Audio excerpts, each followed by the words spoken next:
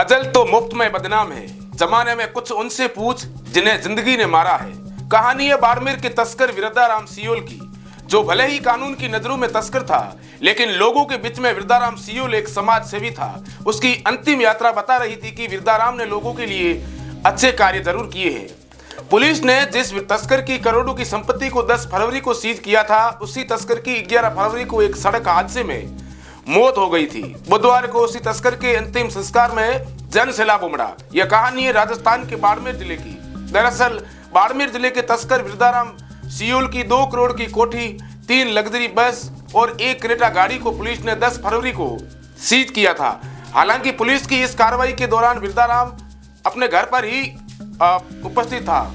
वो उस समय अपने पुरुषों को श्राद्ध करने बिहार जाने का प्लान बना रहा था। बीच रास्ते में जब वो बिहार गया तो बीच रास्ते में ही हादसे में उसकी मौत हो गई। बुधवार को विरदाराम सियोल का अंतिम संस्कार बाड़मेर जिले में हुआ, जिसमें बड़ी संख्या में लोगों की भीड़ जुटी। अंतिम संस्कार में शामिल लोगों ने विरदाराम को मददगार और हंसमुख बताया।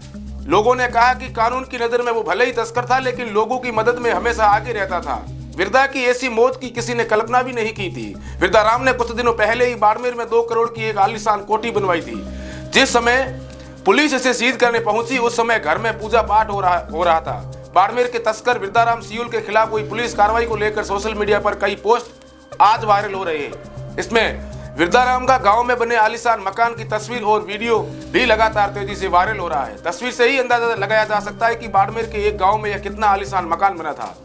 विरदाराम सियोल बाड़मेर जिले के गालावेरी गांव का रहने वाला था। उसके खिलाफ सदर, कोतवाली, बैतूल समेत प्रदेश के विभिन्न थानों में 10 मामले दर्ज थे, जिसमें पुलिस ने पिछले दिनों उसे गिरफ्तार किया था। फिलहाल आरोपी है वो जमानत पर जेल से बाहर था। कुछ लोगों ने विरदाराम की अंतिम यात्रा की तस्वीरें और वीडियो शेयर की है, जिस पर लिखा है, अंतिम यात्रा में आई भीड़ बता रही है कि विरदाराम सियोल किस प्रकार के इंसान थे। 10 फरवरी को NDPS एक्ट के तहत इनकी 2 करोड़ से अधिक की प्रॉपर्टी सीज कर दी गई। इस वक्त घर पर पूजा पाठ हो रहा था। विरदाराम से करीबी लोगों ने बताया कि वो कुछ दिनों से पुलिस की कार्रवाई और कारोबार में मंदी से परेशान था। उसे किसी ने सलाह दी थी कि उसके अतृप्त पूर्वजों का प्रकोप उस पर है, इसलिए अपने पूर्वजों को संतुष्ट करने के लिए उसे बिहार के गया में तर्पण करना होगा। इसी को लेकर विरदाराम सोमवार की शाम अपने रिश्तेदारों के साथ सियोल से बाड़मेर के लिए निकला था, लेकिन इस दौरान 11 फरवरी की सुबह 5 से 7 बजे के बीच कानपुर के पास उनकी स्विफ्ट कार दुर्घटनाग्रस्त हो गई। बताया यह जा रहा है कि बाड़मेर से वो जयपुर अपनी लग्जरी कार से गया था। इसमें सवार विरदाराम की मौत हो गई और उसके साथी जो थे वो घायल हो गए। विरदाराम की मौत के बाद उसके परिवार में मातम पस रहा है। आगे देखिए वीडियो में कि विरदाराम के परिवार के लोगों और गांव के लोगों ने क्या कहा है। विरदाराम जी अपने तीर्थ यात्रा के लिए गया जा रहे थे।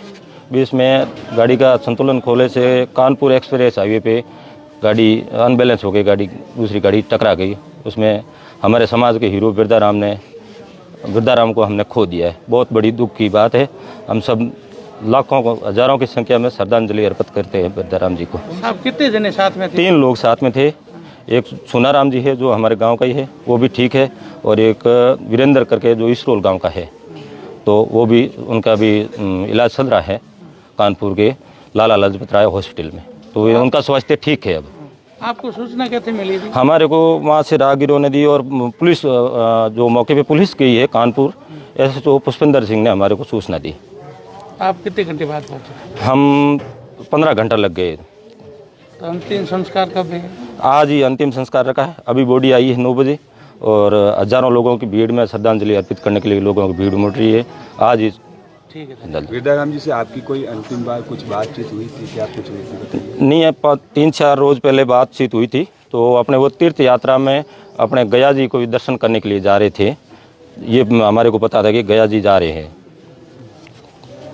अंतिम बात हुई थी? अंतिम बात ये हुई थी। ठीक।